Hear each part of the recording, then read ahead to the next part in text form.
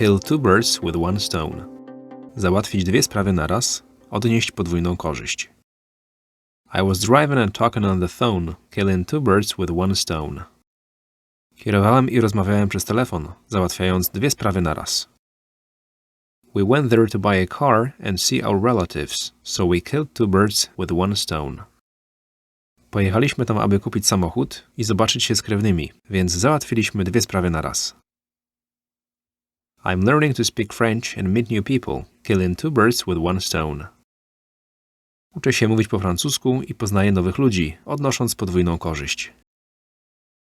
Przetłumacz zdanie. Otrzymałem pieniądze za sprzedaż ubrań i teraz mam więcej miejsca w szafie, więc odniosłem podwójną korzyść. I got some money for selling my clothes, and now I have more space in my closet, so I killed two birds with one stone.